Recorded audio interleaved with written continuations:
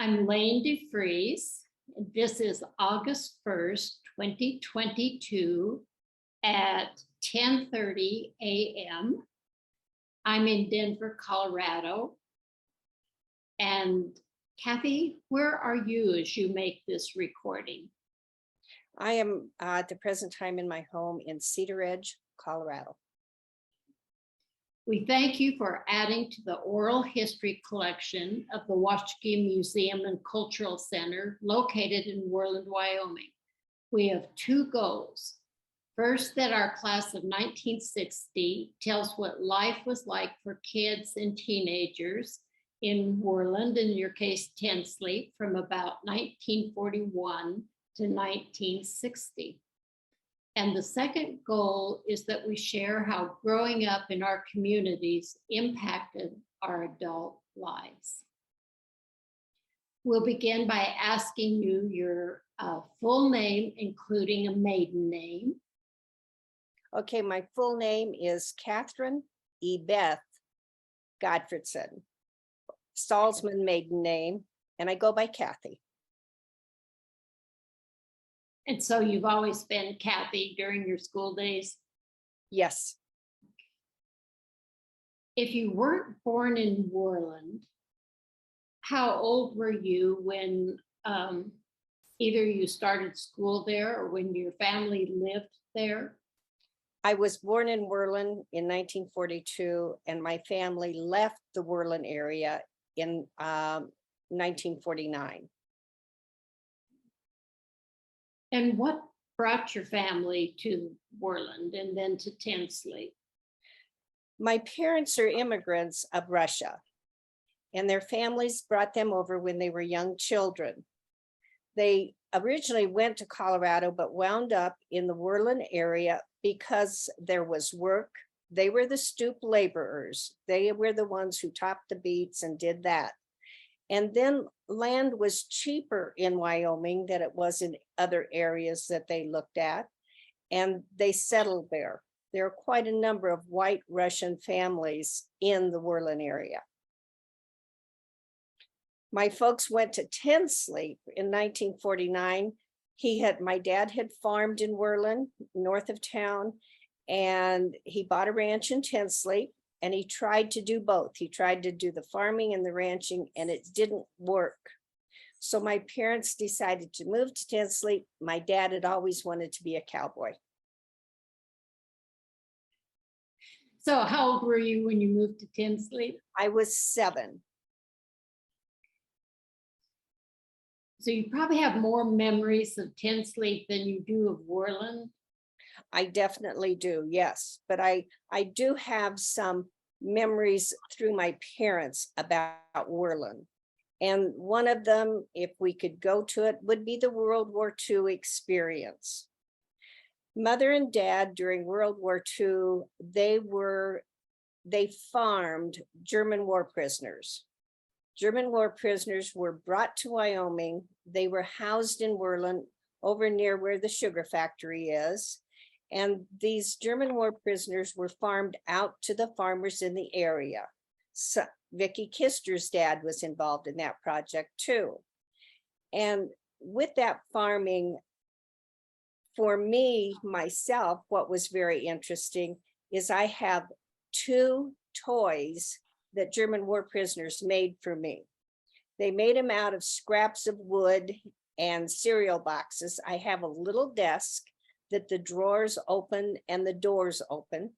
And I have a little chair that has a felt seat on it that was given to me. And I was an infant, but they gave it to Mother for me. The other thing the German war prisoners did is after they left the United States, a lot of them went back to England before they went back to Germany. In England and in Germany, I have quite a few letters that the German war prisoners wrote to Mother and Dad. The reason for the writing was they had asked Mother and Dad to sponsor them to come to the United States. Mother and Dad never did agree to that. But in the process, I do have these letters, and I think I would like to give them to the museum so they stay in Washakie County. an added note about the letters, and some were in German, some were in English. The letters, in every letter that came in, one of their last paragraphs was to thank my mother. The German war prisoners said, "Thank you, Mrs. Salzman, for the wonderful meals you fed us." And that was neat. Oh, Cathy, that wasn't widely discussed in Worland, I don't think, when we were growing up. So this is important information for people to understand. I think it is. And the German war prisoners, they were good men. They were, encrypted into the army like our own soldiers were. And, they were asked, "Why don't you try to escape?" And they said, "Where do we go? We don't speak English." And they didn't at the time. And where would we go? There are oceans. How do we get across the oceans? So they said, "We're here." And they were treated okay. They were treated okay in the US. Did they live in a prison camp in Worland, or what were their conditions? It wasn't a camp, Lainey. It was more just housing that they had over there on the, by the sugar factory. My dad said the guards that brought him out had guns, but he said they didn't have any shells in them because, again, why would the prisoners had no place to go? They were locked in where they were at. So the people that worked on your family's farm, they were like day laborers? Yes, they were. And they came from all different occupations. I will give you one that impressed me. There were several that Dad talked about, but one impressed me. This gentleman probably had what we call now PSD, our veterans' problems. And he was so scared that when he worked in the beet fields, the blood would run down the handle of the hoe. And he was an art teacher by profession. And Dad said to the guards, he said, "Don't bring the man out. He can't do the work. Look at his hands. He's not capable of doing the work that a farm laborer needs." So he never came back on the farm. What they did differently for him, I wouldn't know. Well, that made a big impression on you, didn't it? Is what that brought the war into your home, where you learned about what was going on? Well, I was a little kid, so I was an infant, but it was the folks talking about it and reminiscing about it. And the fact they did send a lot of those, well, not a lot, they sent some of the crews to those white Russian farms because the white Russians spoke German. That was their language, and Mother and Dad spoke German. Well, that was a help for them, wasn't it? Yes. To be able to make connections with your family. Yes. Yeah. Is there anything else you want to add that we haven't talked about regarding those years? Well, I will just say I started in Worland in grade school under Mrs. Hanner. I really enjoyed Mrs. Hanner, as long as I was there. I thought she was a nice teacher, but again, I was a brown noser even then. I wanted to please the teacher, so and when you please the teacher, they're always nice to you, and she was very nice. Yeah. So you were in first grade in Worland. Yes. And then you said you moved to Tinsley. Yes. For second grade. Moved to Tinsley in my first grade year. In your first grade year. And in Tinsley, my first and second grade teachers, because in elementary school, we had 2 classes per classroom, first and second, third and fourth, fifth and sixth. And Mrs. Denny was my first and second grade teacher. Again, she was a good teacher and she handled all of us very well. I always found it interesting. So Tinsley was a very small community, and so the children must have been bussed in from the ranches nearby. Well, we had town kids also. My best friend lived in town, But yes, a lot of us were bused in, classmates, all the way from seniors through first grade kids. We were bused into the schools. And yes, we were very small. So were you living on a farm outside of Tinsley at that time? I lived south of Tinsley on a ranch. My dad had a small ranch, and he ran probably maximum 200 head of cows. We did have a farm flock of sheep that some of the neighbors didn't even know about.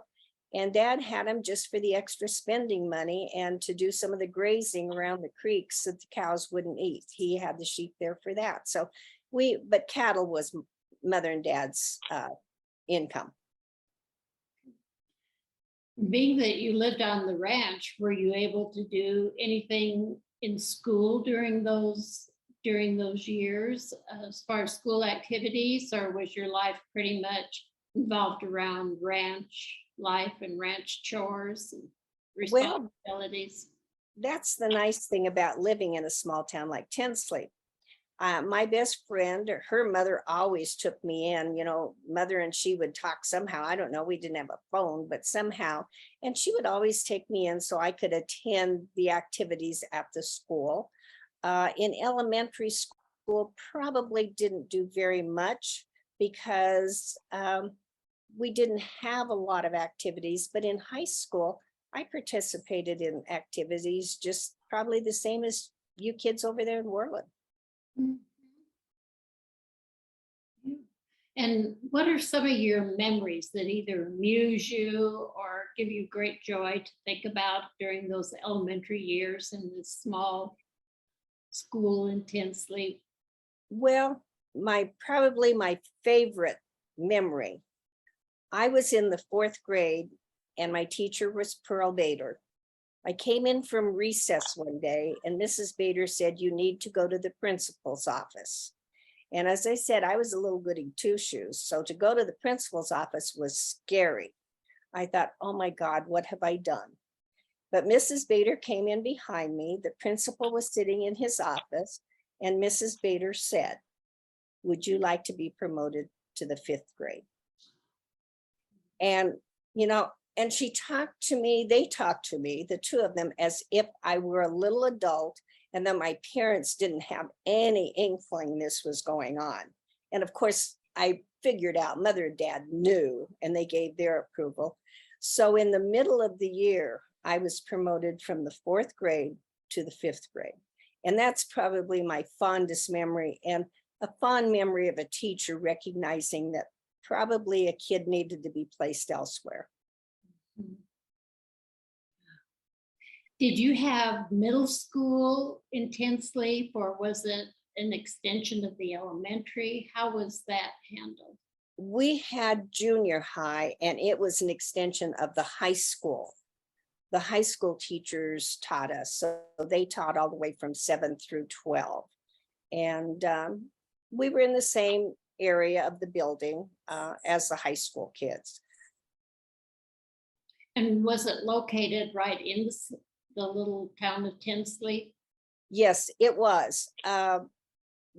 We had extended buildings, like we had come to find out. It was a building that was at the Japanese internment camp outside of Cody Powell. It had been moved to Tinsley, and I don't know who owned it, but for a couple of years, they needed room, just like they do modulars now, and they put us kids over there. We went to the Masonic Lodge. All of these buildings were just across the street from the school. And then when I was I must have been junior high, a new school was built, and that school has stood until they started the new addition in Tinsley. So you continued on through high school? Yes. There in Tinsley? Yes. Mm-hmm. And what were your experiences there as far as the academics and classes and the opportunities available to you for activities? Well, we didn't have girls' sports. Probably I would have liked that had we had it, but not knowing what it was like, it didn't matter. We had cheerleading. We had our little pep club. And for me, I had my music in that I played for the high school choir, and I played an instrument in the band.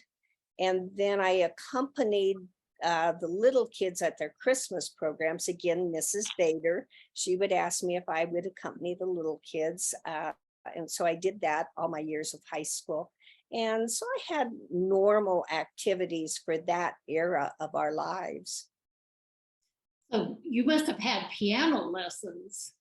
Yes, I had a lot of piano lessons and a lot of hopes from a couple of piano teachers, which never materialized, unfortunately, for them. But yes, that was one thing. Mother and Dad, I had piano lessons during school, and I had piano lessons during the summer. And so, yes, piano took up time, and it never was my favorite thing, but I did enjoy playing for the little kids. I played for several weddings. I played for my high school business teacher's wedding, which that was an honor. That was a real honor to play for hers. And there were other people I played their weddings, but I never followed through. Have a piano sitting in my house, but I never followed through. Well, you did become an accomplished player. Not really, but the people asked me, and it was very nice. What other activities were you involved with in your high school? Well, in high school, and it started in elementary, I had 4-H, and sewing was always part of that. And it went on through high school. And then in high school, one of our neighbors who was very involved with the wool industry talked with Mother, and I went into Make It Yourself with Wool and competed in Make It Yourself with Wool. And in 4-H, I expanded in high school, and I did do a livestock project, which my showmanship in Washakie County got me to the state. And of course, I didn't do well at state. But the neatest thing about state and that lamb was when it came home, I got to ride in Nick Geis's cattle truck. And that was a big deal for me. Going to state fair in Douglas was Yes. always a big highlight of the summer for a 4-H kid. Yes, it was. But as I say, even bigger was riding home with Nick. That was a big deal. Yeah. And did you ever go to 4-H camp, the Barney camp up in the Bighorns? Yes, I did. I took part in that along with some of my friends there at home. Yeah. And we did square dancing, and they taught us how to rifle shoot. And what do you remember about the camp? Well, some of the things you're saying, they had horses there. One year, one of my best friends and I decided we'd crawl on one of the horses there without a bridle, without a saddle, which we did at home. And the little horse bucked us off. And all we could do was laugh because we were stupid in doing it, But yes, we remember we had crafts, and the rifle shooting was probably a pretty big deal for all of us, to have. So it was the usual camp activities, the sing-alongs, and those activities which are natural. And the Varneys were such a big part of it. Dad Varney with his long beard and keeping those cabins so nice for us. Yes, it did take effort on somebody's part to put those camps on and to keep them organized. And, we were out there a ways from town, and, had there been accidents or whatever, it might have been a problem.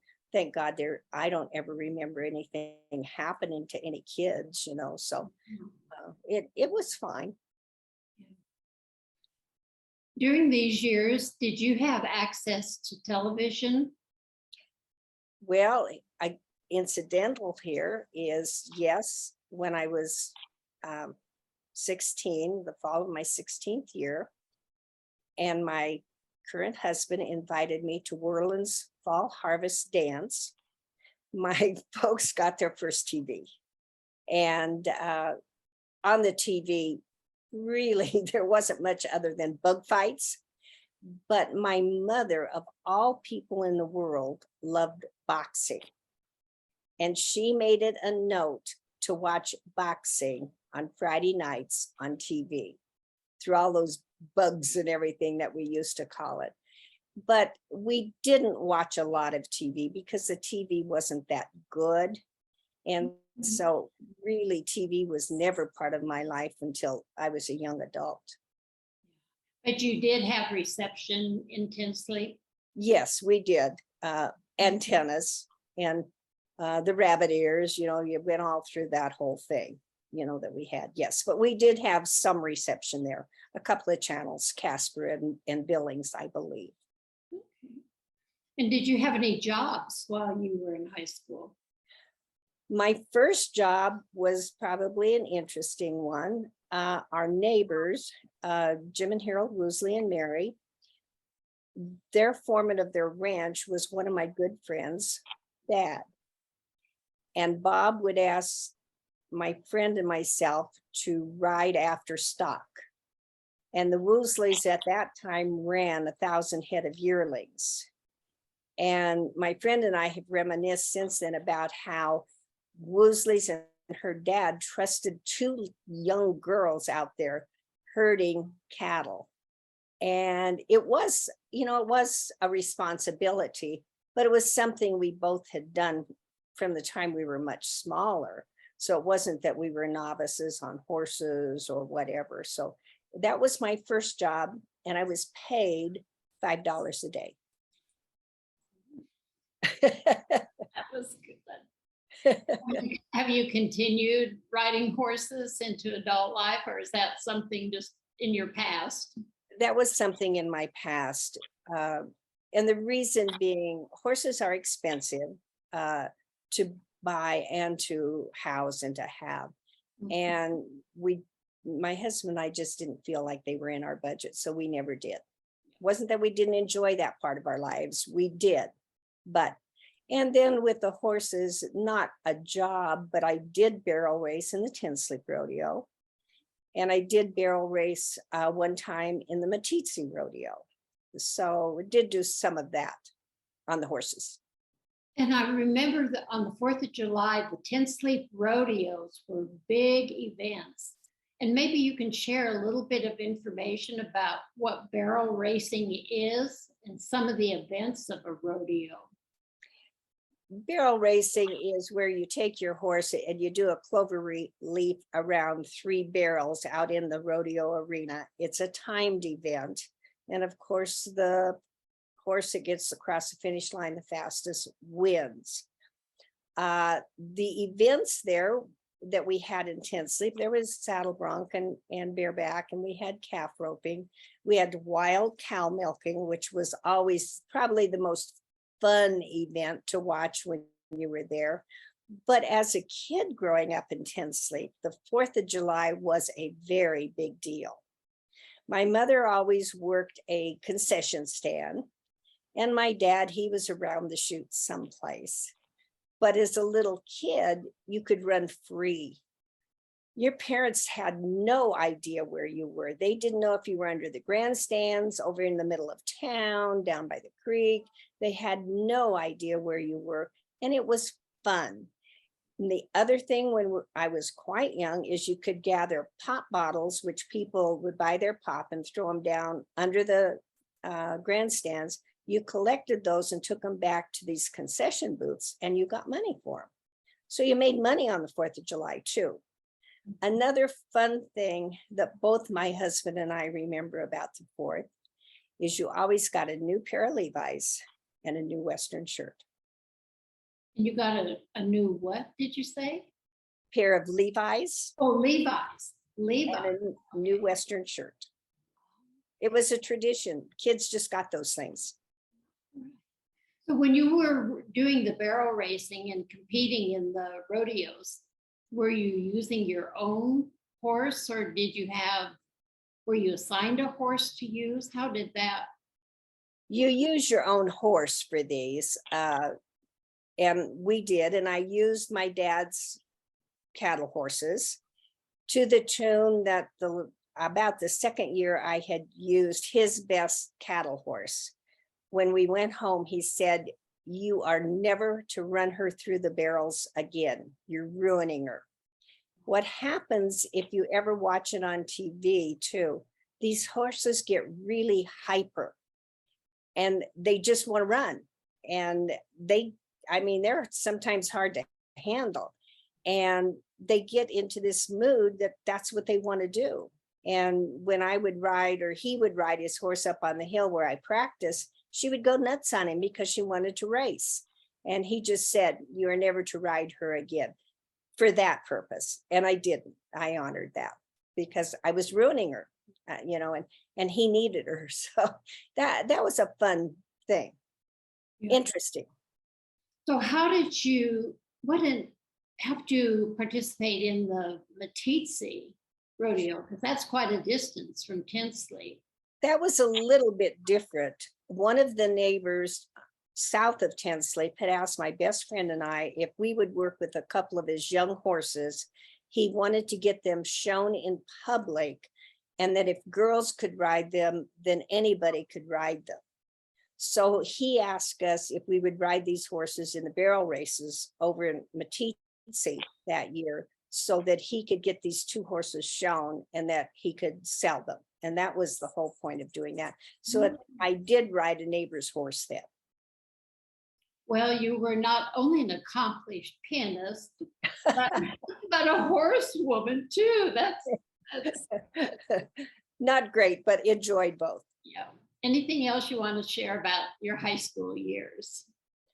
I think in my high school years, educationally, I got a good education. Probably I lacked it in some subjects because when I got to the University of Wyoming, and that's a small university, I found out pretty fast there were some things I had absolutely no knowledge in. One at that time happened to be economics. And we were asked to read the Wall Street Journal. A kid from Tinsley, Wyoming, reading the Wall Street Journal. I didn't even know how to open it up, much less read it. So there were things like that.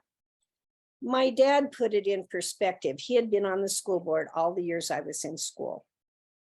And he said at Tinsley High School at that time, he said, we get the new teachers who are eager to teach, and we get the older teachers who are ready to retire. So we don't have some, by and large, good veteran teachers that stay there to help the kids. And I think Dad was right. It wasn't that they were bad teachers, not at all, but they were new, didn't know how to handle us, or they were old and they were tired. And that happens. But my education there was fine. I have no regrets about my education there. So most of us in our class of 60, and you graduated Yes. in 1960 from Tinsley. Yes, I did. And you've come to our reunions because you and Ray are married.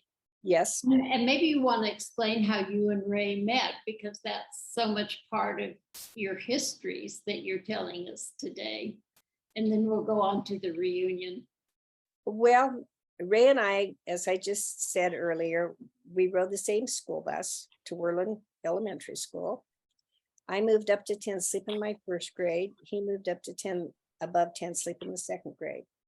Ray and I really have known each other consequently forever, because small community, even though you don't see kids, you know about kids.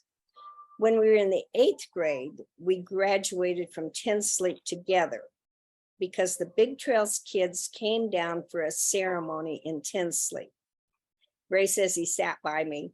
I don't know. I don't remember him, but he thinks so. Then in high school, when we were juniors, we got together and we started dating, and the rest is kind of history. He went into the Navy after high school, and I went on and got my college education. And then when he came out that fall, we were married. And were you teaching or? Yes, by the time What happened is we were going to be married after my sophomore year of college. Ray was sent back overseas for 2 years. His orders read that he would be gone for 2 years. He had already spent a year out of the States, 1 year in. So totally of his 4 years, he was out of the States for 3 years. And so we decided not to get married after my sophomore year. And so I went to school then year round to get my degree early. And I graduated early and I was teaching by the time he got out of the military. So I was just barely 21 and he's a few months younger than I am. He was still 20 when he was released from the Navy with 4 years. So, you know, and it worked out. And Cathy, where were you teaching?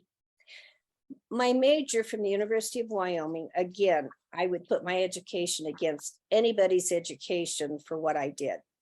My major was business. My minor was physical education.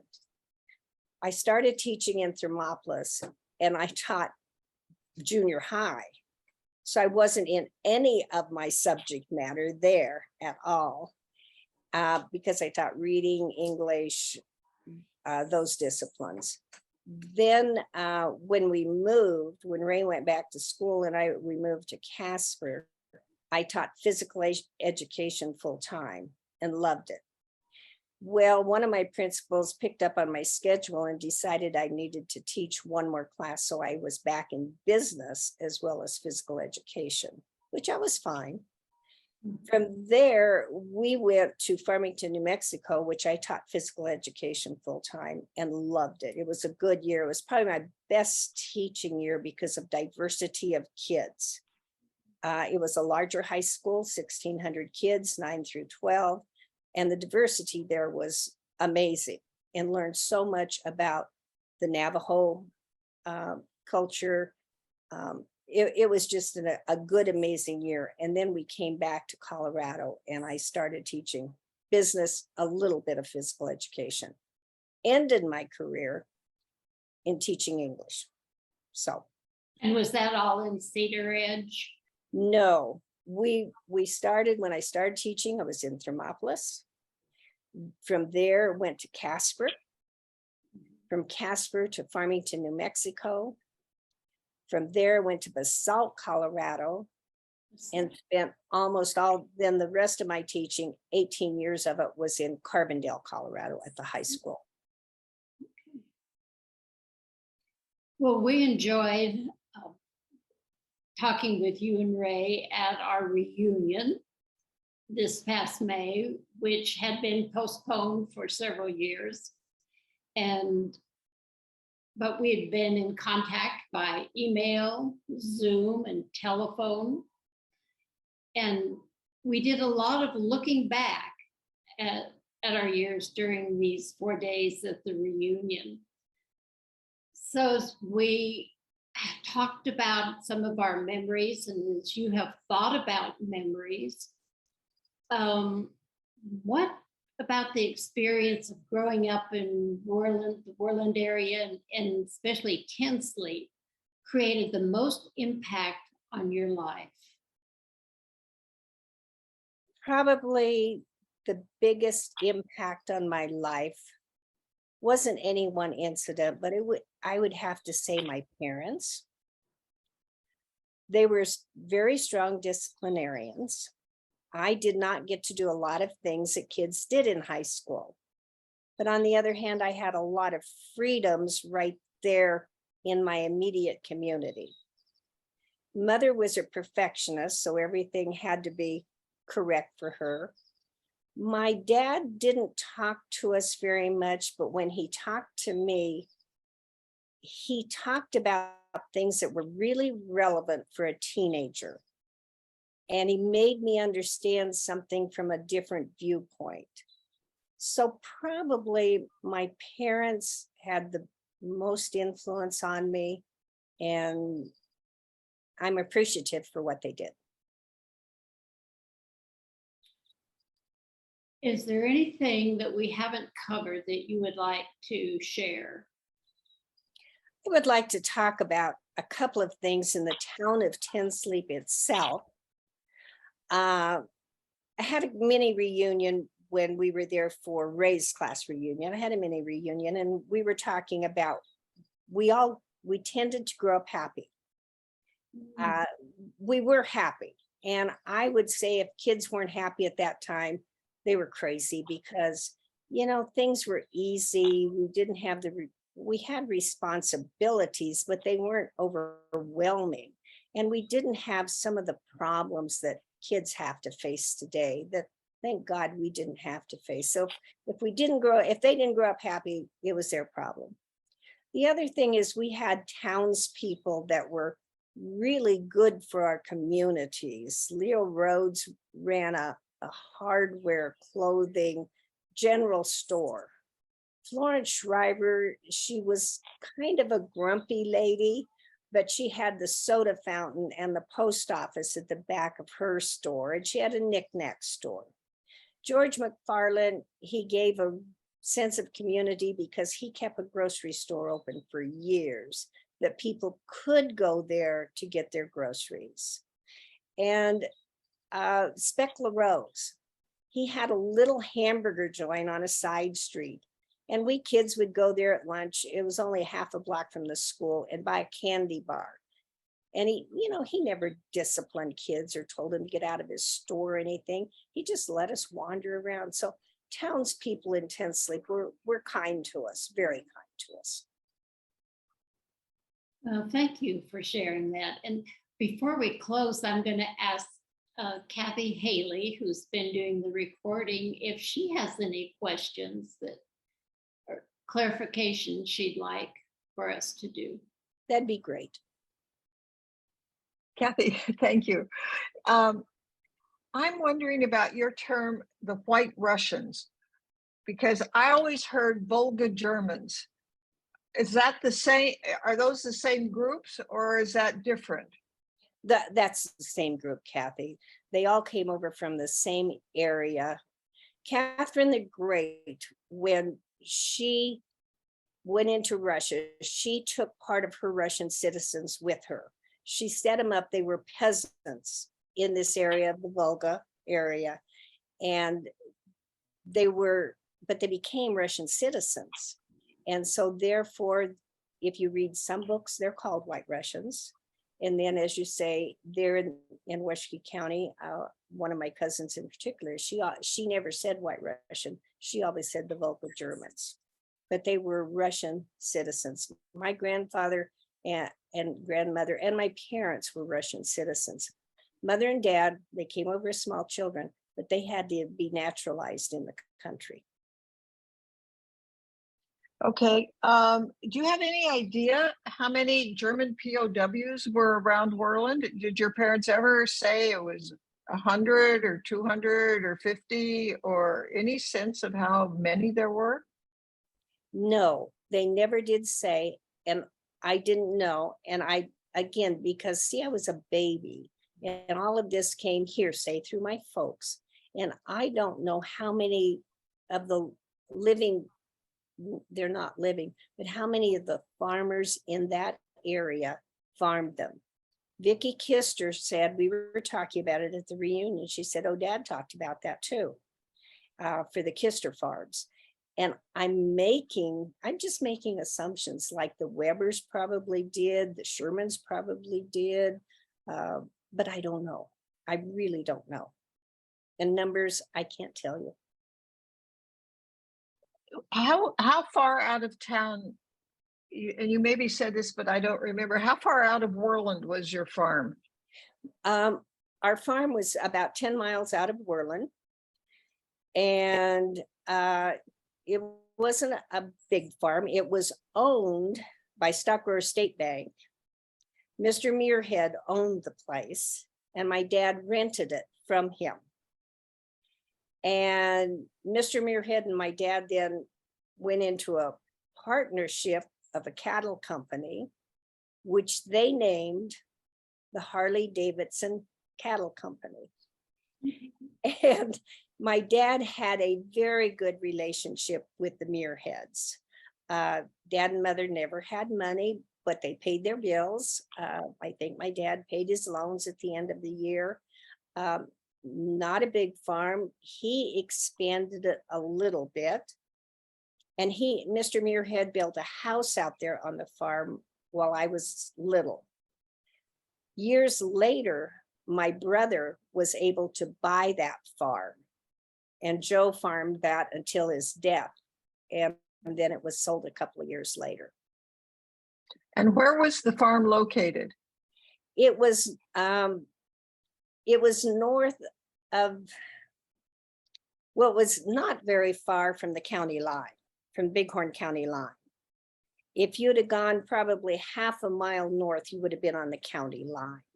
It was just off of Highway 20. It would have been on the right side of the road, irrigated by the Hanover Canal. I can't, I'm trying to think of some of the farms around there. I don't know if you knew where George Aug lived. We were about a mile and a half from Uncle George. I'm trying to think some of the farmers around that area, and I can't right offhand, Cathy. And then where was your ranch by Tinsley? How far out and which direction, whereabouts? Okay, we were approximately 12 miles south of Tinsley on the Knowood. The Knowood River ran through our property. The Badlands were on one side, half a mile from the house. You were out in the BLM. And on the other side was the county road that ran up to Big Trails and beyond. And so we were on a small ranch about 12 miles south. We were just 2 ranches above us would have been considered Big Trails. That's how close we were. Those little, names. So I have a question about Make It Yourself with Wool. That's how you and I met each other. The 2 Cathys that were in Make It Yourself with Wool. And for people who don't know anything about that, what did that kind of competition, what did you do? Okay. I didn't realize, my little sister said to me once, we had no idea you were so competitive, Cathy. It seems like 4-H and Make It Yourself with Wool, barrel racing for you, those were ways that girls could compete because we couldn't play football, we couldn't play basketball, track didn't exist for girls in those days. Did you find that you were more competitive than people might have thought because you participated in those activities? And if you could tell a little more about what Make It Yourself with Wool was. Well, Make It Yourself with Wool was put on by the Wool Growers Association. The ladies of Wool Growers, they were the ones who set this up and everything. It was a well-known competition in our area. For me, probably because of our neighbor lady, Mary Woosley, and my mother, I competed. Was I ever really excited about it? No. I was more excited about being around people. I've always enjoyed being around people, and I enjoyed being around like yourself because I met different people than my friends that I've stayed with over the years. And it didn't make me more competitive, I don't think. My competitiveness of what little I've had was more on the academic level. And again, so different from your class of brilliant kids. I was very mediocre, but at the same time, I could handle myself with people. And I think, academics was more what I looked at. Did you ever wear the clothes you made and Make It Yourself with Wool? I didn't. I ended up hating each thing that I made. Well, I suffered through making it. I wore them, Cathy, because I didn't have a lot of clothes, but the clothes I had were very good. I don't know if you remember H-Bar-C wool pants. They were a lined wool pant, and they were very expensive. And I had a couple of pairs of those. I had a couple of nice wool skirts and either sweaters or blouses. I did not have a lot of clothes, so I did wear mine. Did I necessarily like them? No, but I did wear them because mother and dad weren't into clothes. Clothes wasn't our bag. And it wasn't until I married my husband when he finally said, would you start wearing clothes that fit you rather than 2 sizes too big? And he was emphatic. So, he kind of changed my perspective of my body. But anyway, no, I did wear my clothes because that's what I had. And they were fine. And I know on one of the questionnaires, they asked, did we feel differently when we left town? Were our clothes really different? I guess maybe I didn't go far enough that it made any difference. I don't think you were included in Girls State, but I did go to Girls State. And that's where I met a lot of kids from around our state. And I didn't feel any different there. From the rest I of went the- to Girls State. I felt fine about I didn't have so many clothes either. I had to share like a little small closet with my little sister. We shared a bedroom. No, I didn't have very many clothes, but I really, but I have a question. I didn't know about those wool pants, but were you allowed to wear pants to school? We were in Tinsley, but my mother never liked it. And as a little kid, I abhorred that I had to wear a skirt with a pair of pants under it to walk to the school bus. And you had to wear those god-awful leggings that were a vanilla ucky color. And you had to wear them to keep you warm. I understood why, but I hated them. And the other thing my mother made me wrap up in was a wool scarf. And I still hate wool scarves. I just hated them.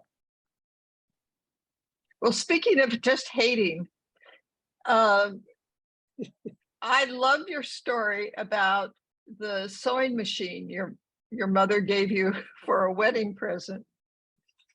Okay, that story, Cathy, I'll repeat so you have it. My mother and dad, for our wedding gift, gave us a sewing machine. And I hauled that sewing machine around, I don't know how many years from, Ray was in school, whatever, hauled it around. Finally, had a friend who said, you hate it, get rid of it. And it was gone, I think, the next day. I hated to do it because mother and dad had given it to us. And mother and dad didn't have money just to throw around. And they meant it only correctly. They really did, to hem up a pair of pants here or rip seam there or whatever. But I hated it and it was gone. I don't have any more questions except it's such fun listening to these stories. Thank you, Cathy. And it's Lane's turn now. Okay, I bet you've learned a lot about your classmates, and that's wonderful. It's been more fun than you can ever imagine. That's why Joni's here, and Joan will probably join later this afternoon. She probably has something that she's doing right now. Well, we've all been having fun. Thank you, gals, for taking your time to do this project. Well, thank you, Cathy. Your sharing was so rich, and the wisdom that you passed on and your enthusiasm. We just appreciate so much you're taking time to do this. Well, thank you for having me.